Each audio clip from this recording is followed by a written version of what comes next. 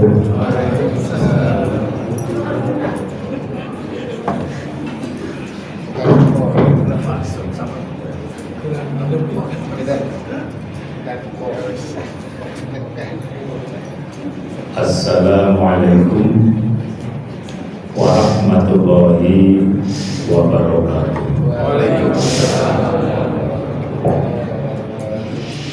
Alhamdulillahilladzi nazzala al-Qur'an hudan lin-nasi wa bayyinatin minal huda wal furqan. Asyhadu an la ilaha illallah wahdahu la syarika lah wa asyhadu anna Muhammadan abduhu wa rasuluh. Allahumma shalli ala Muhammadin wa ala alihi wa ashabihi wa mawala amma. Qala ta'ala fil Qur'anil Karim, a'udzu billahi minasy syaithanir rajim. Laqad kana lakum fi rasulillahi uswatun hasanatun liman kana yarjullaha wal yawmal akhir wa dzakarallaha katsiran. Shadaqallahu. Jamaah Masjid Baitur Rahman Pringgolayat yang insya Allah dirahmati Allah Subhanahu wa Ta'ala. Marilah kita ulangi kembali di dalam kita senantiasa memanjatkan rasa syukur kita kehadirat Allah Subhanahu wa Ta'ala, yang mana Allah telah melimpahkan segala taufik dan hidayahnya pada kita sekalian, sehingga di malam yang agak sejuk ini kita masih diberikan maunah pertolongan dari Allah SWT untuk mampu melaksanakan kewajiban kita untuk sholat Isya berjamaah dan insya Allah lanjut dengan sholat tarawih. Yang saya sampaikan pada malam ini berkaitan dengan pentingnya kepemimpinan profetik, kepemimpinan yang mendasarkan diri kepada nilai-nilai ilahiyah. Jadi bapak-bapak, ibu-ibu sekalian, negara kita yang kita cintai di Indonesia ini negara agama ataukah bukan negara agama, itu kan selalu menjadi perdebatan. Apa peran dari agama dalam kehidupan berbangsa dan bernegara? Dulu ketika Kiai Haji Munawir Sazali dari jadi Menteri Agama, beliau menjelaskan setidaknya ada 3 sikap umat Islam terhadap kehidupan berbangsa dan bernegara. Yang pertama, mereka yang mengatakan bahwa Islam adalah di atas segala-galanya. Oleh karena itu, mengatur negara pun harus berdasarkan Islam. Itu ayat yang dipakai misalnya surat Al-Baqarah, ya ayyuhalladzina amanu khulu fis-silmi kafah, berislam secara kafah. Kemudian kelompok yang kedua adalah mereka yang memandang bahwa agama tidak punya hak sama sekali, tidak ada otoritas untuk mengatur kehidupan berbangsa dan bernegara. Itulah yang kalau secara filsafat dikatakan negara yang sekuler, sedangkan teologi yang diambil adalah teologi komunis. Nah, kemudian yang ketiga adalah mereka yang melihat bahwa nilai-nilai universalitas agama, termasuk agama Islam, itu memberikan inspirasi, memberikan landasan utama untuk kehidupan berbangsa dan bernegara. Nilai-nilai universalitas agama ada keadilan, ada kesetaraan dan sebagainya. Itu adalah nilai-nilai universal yang diambil dari nilai-nilai keagamaan. Nah, senyaman dengan perkembangan pasca reformasi dan sebagainya, nada-nadanya orang semakin ingin meninggalkan nilai-nilai ilahiyah di dalam mengatur kehidupan berbangsa dan bernegara. Padahal kalau kita sebagai seorang muslim harus punya suatu keyakinan bahwa Rasulullah Muhammad Sallallahu Alaihi Wasallam di samping menjadi pemimpin spiritual di periode Madinah itu juga sekaligus sebagai kepemimpinan yang sifatnya ya mungkin kalau sekarang mengatakan memimpin negara seperti waktu itu baru katakanlah di Madinah. Nah, kalau kita merujuk kepada kepemimpinan profetik, kepemimpinan yang merujuk kepada kepemimpinan Rasulullah Muhammad SAW, kita mengenal ada yang namanya kepemimpinan staf, STAF, yang kalau kita terjemahkan itu kepemimpinan Sintik, Tabligh, Amanah, dan Fatonah, yang ini menjadi suatu barometer bagi kita apakah ketika kita melihat di sekitar kita mereka yang diberi amanah sebagai pemimpin bisa melaksanakan prinsip-prinsip staf itu. Saya kebetulan di UIN Sunan Kalijaga di S1 mengajar civic education, warganegaraan, itu ya tekanan batin. Artinya ketika kita menjelaskan tentang kehidupan berbangsa dan bernegara dengan begitu idealnya, tapi ketika melihat di senyatanya, kenyataan atau real politik itu sungguh sangat menyedihkan. Pemimpin bangsa pun tidak bisa memilih kata-kata yang terbaik. Ya sebenarnya memang di sastra Jawa itu ada yang namanya rasa Jawa ya. Itu sulit diterjemahkan, artinya misalnya ya kalau kita mengatakan mungkin ibu-ibu dengan suaminya perlu kalau pakai kromo gitu, sehingga nanti kalau marah itu tetap kelihatannya masih sejuk gitu. Bapak mereka mustahan itu tadi semoga dirasa masih enak gitu ya gitu. Kasar-kasar benar terus bangunan. Tapi ini kita sekarang merasakan betul. Jadi saya selalu menyampaikan bahwa persoalan yang sekarang kita hadapi, krisis nasional yang sedang kita hadapi namanya mistrust ini, rasa saling tidak percaya di antara komponen masyarakat. Nah, kalau kita lacak, siapa yang bertanggung jawab dalam kasus yang seperti ini? Ya sebenarnya bagaimanapun yang namanya pemimpin bertanggung jawab untuk menjaga supaya interaksinya baik, komunikasinya baik. Nah, kalau kita merujuk kepada kepemimpinan Nabi yang 4 sifat itu, kalau sintik itu biasanya diartikan dengan kepemimpinan yang memiliki integritas kepribadian. Jadi pemimpin yang baik adalah pemimpin yang memiliki integritas. Bapak Ibu yang sekarang di instansi apa saja kan selalu ada fakta integritas. Ketika mau dilantik jadi pejabat apa itu juga disumpah pakai kitab suci. Tapi kenapa begitu menjabat kok kemudian dia korupsi? Ada yang berseloroh mengatakan karena kesalahan teknis, Pak. Karena ketika disumpah Al-Qur'annya di belakang sini jadi nggak kelihatan. Itu ada tiga kali ngaruh bisa sudah tahu. Jadi akhirnya begitu memimpin membelakangi Al-Quran karena dipasang di belakang. Ini selorohnya orang.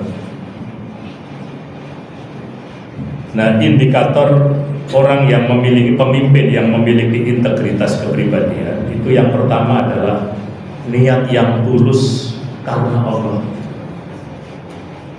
Ya, jadi kalau misalnya berjanji ingin mati hidup bersama dengan rakyat, itu janji yang bagus.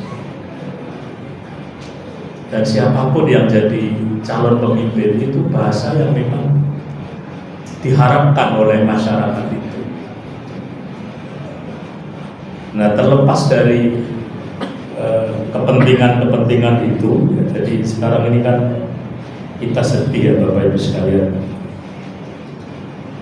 Saya sering menyampaikan misalnya Bapak Ibu kalau terutama Bapak-Bapak tanggal 17 Agustus masih ada kesempatan untuk lomba tarik tambang karena hasil tambangnya sudah diambil orang. Tinggal tarik.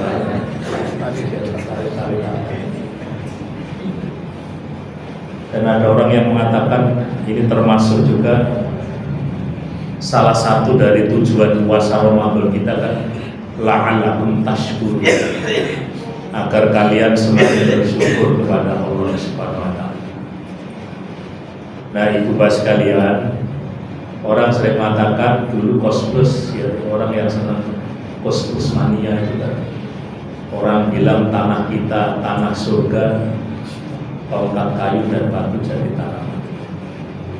Itu simbol, kalau bahasanya orang Kebumen itu kalau nandur budin itu loh. Budin singkong itu tempat saya namanya budin. Kaspo. Jadi karena begitu makmurnya menjadi kita itu terlena. Nederland, Belanda itu kan ya memang negara di bawah laut itu. Kalau bisa punya negara manggeli segoro saja punya negara, kita harus mikir betul untuk eksistensi. Tapi karena kita serba nikmat, serba mudah, sehingga kita menjadi orang yang tidak bisa memanfaatkan negara. Saya ingat betul ketika malam pembukaan pengajian tarawih kemarin itu saya bersama dengan Bapak Wali Kota Jogja yang baru. Sempat saya tanya, ini kira-kira apa strateginya membangun kota? Ya, satu-satunya cara membangun kota yang meningkatkan sumber daya manusia. Karena nggak ada sama sekali yang namanya SDA. Kalau Sleman masih lumayan, masih ada sawah, masih ada kota nggak ada satu. Nah, saya juga sedih, ternyata perspektif cara pandang kita dengan anak kita beda. Jadi kemarin ketika pilkada itu saya debat panjang dengan anak ragil saya, karena anak ragil saya nggak mau berangkat ke TPS. Alasannya ngapain Pak ke TPS? Kelihatannya tiga calonnya ini menyelesaikan sampah aja nggak bisa. Jadi anak sekarang tuh langsung ke itu applicability. Jadi kalau kita dulu kan masih ada hitung-hitung ideologi sampai anak sekarang ini paling-paling nggak bisa menyelesaikan. Baik sampah sesungguhnya maupun sampah masyarakat itu tidak bisa terselesaikan. Nah, jadi kembali kepada persoalan memiliki integritas kepribadian, sedangkan yang kedua indikator kepemimpinan yang memiliki integritas kepribadian atau bagaimanapun senantiasa berbicara yang benar. Jadi Bapak Ibu sekalian, kita ini kan sebenarnya ya tadi bagaimana kita menjaga Al-Quran ketika membicarakan khusus tentang bagaimana berbicara yang baik, itu sangat kontekstual disesuaikan dengan kondisi yang kita hadapi. Misalnya ketika anak berhubungan dengan orang tua, itu kalimat kata yang dipakai kaulan karimah, perkataan yang mulia. Jadi bagaimana kita bisa penghormatan, penghargaan yang paling tinggi, sehingga mungkin ada pertanyaan ibu mas sekalian, kalau misalnya kita jadi orang tua menasihati anak ngandani sak kecap dijawab telur kecap itu kira-kira yang salah itu siapa? Makanya kemarin ketika kan menjelang Ramadan ini ada wacana mau apa? Anak-anak itu mau libur 1 bulan penuh gitu. Nah, saya sebagai ketua Dewan Pendidikan Kota dapat WA dari mana-mana, terutama dari ibu-ibu. Pak, nanti kalau libur 1 bulan tuh anak saya mau apa? Ya mau apa-apa gitu. Jadi sudah mulai bingung. Akhirnya sekarang dibikin solusinya pekan awal bukan libur, belajar di rumah dalam pantauan sekolah. Jadi ya tetap ada kota dan sekolah. Terus yang kedua, 2 minggu pertengahan baru sekolah formal di sekolah, dikurangin jamnya menurut takwan, dan seminggu terakhir itu yang namanya betul-betul libur yang dimaksudkan supaya anak-anak kita bisa menjiwai itu Idul Fitri dengan tradisi-tradisi orang Jogja itu. Ada yang nama Lebaran, Sukema dan sebagainya. Bagaimana kita menghormati orang tua. Sekarang anak-anak SLTA itu mau berangkat sekolah aja cara pamit dengan orang tua nggak bisa. Pertama itu hanya jangan nyedon tok, kayak orang tua itu kurang. Nanti nggak ada bahasa yang saya terpas gitu. Susah gitu. Jadi nggak ada. Coba pamit izin banget. Nah, makanya sekarang bikin ya seminggu itu supaya berkumpul dalam keluarga, dan sekolah masjid punya tanggung jawab yang besarnya. Takmir masjid kan juga sekaligus orang tua dan kakek neneknya anak-anak kita gitu, sehingga bisa disinkronkan kegiatan-kegiatan.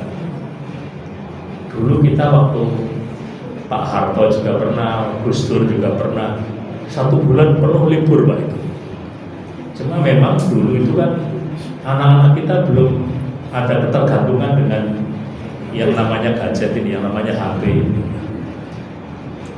Nah, saya punya teman anaknya umur 2,5 tahun, ke tempat saya nangis guling-guling, saya tanya, anaknya siapa nangis? Pakai tentel Pak. Orang tahun setengah pakai tentel nangis guling-guling, apa itu? Iya, jadi belum ada itu, dan juga belum ada korban COVID-19. Jadi COVID-19 itu efeknya sampai sekarang masih panjang. Kita cenderung menjadi generasi mager gitu ya. Mager itu malas. Ya, saya sering diberitahu Pak Ming, itu ada teman saya umurnya 82, suami istri masih sehat. Ternyata Pak, tiap hari jalan kaki minimal 5 kilo. Tapi konsisten Pak. Nah, kalau Bapak Ibu di sini kan enggak gitu, jalan kakinya mungkin hanya setengah kilo, mampir di soto. Ayo soto, ayo gorengan macam-macam gitu. Balik si bosan kalau itu yang gowes juga sih. Gowes itu sepedanya 2 kilo, maknya yang lama. Itulah yang menjadikan oleh-olehnya ada tertib gitu. Jadi ini istilah maghrib, jadi susah kita ngerti teorinya, tapi prakteknya juga tidak ada. Oleh karena itu, monggo Bapak Ibu sekalian, kita jadikan momentum Ramadan ini ya. Kita kan serba baru ya, kita Bapak Ibu punya bupati yang baru, punya presiden yang baru, serba baru. Artinya kita banyak berharap untuk ada perbaikan-perbaikan, meskipun kadang-kadang juga ya untunglah Islam itu melarang umatnya pesimis tentang masa depan. Kalau kita tidak menjadi orang Islam yang diajari harus optimis tentang masa depan, kita sudah menjadi loyo. Tadi pagi saya pulang dari ngisi kuliah subuh, dikabari di dekat rumah saya persisnya kira-kira 300 meter itu orang melalui di bawah jembatan itu dalam kondisi ya memang mungkin karena berputus asa dari rahmat Allah yang paling besar, itu namanya Sutuk Saliro. Karena dia sudah sama sekali tidak yakin tentang maha kayanya Allah, pemberi rezeki, pemberi segala-galanya. Nah, disinilah Bapak Ibu sekalian, maka kita berpuasa dilatih untuk banyak bersyukur kepada Allah kembali bahwa apapun yang Allah berikan kepada kita sekarang ini, ya itulah yang terbaik yang kita harus diterima dengan kesyukuran, meskipun ya tadi yang saya katakan bahwa tantangan kehidupan ke depan tidak semakin mudah tapi semakin berat, semakin sulit gitu ya. Sehingga apapun kebijakan yang disampaikan oleh penguasa kita selalu mengkritisi gitu ya. Diberi makan gratis siang aja protes ya. Lebih baik dikasih pekerjaan bapak ibunya sehingga makan siangnya terlalu, gara-gara anaknya dapat makan siang, bapak ibunya dapat pekerjaan gitu. Ini juga selalu ada kritikan dan sebagainya. Dan pemimpin yang baik adalah pemimpin yang tidak anti kritik. Karena kalau kritik itu kan sebenarnya karena kita cinta, karena kita sayang gitu. Jadi itu barangkali sebagai penutup ya. Katanya Ali bin Abi Thalib itu ketika jadi khalifah itu ada sahabat yang protes, masyarakat yang protes. Ali, ini setelah kamu jadi khalifah itu Ali, jadi kisruh apa? Kisruh kamu depannya pemberontakan berjalan. Ali jawabnya sangat cerdas. Ketika Rasulullah jadi pemimpin, ketika Abu Bakar jadi khalifah, pemudanya itu seperti saya. Nah setelah saya sekarang jadi pemimpin, pemudanya sama yang itu.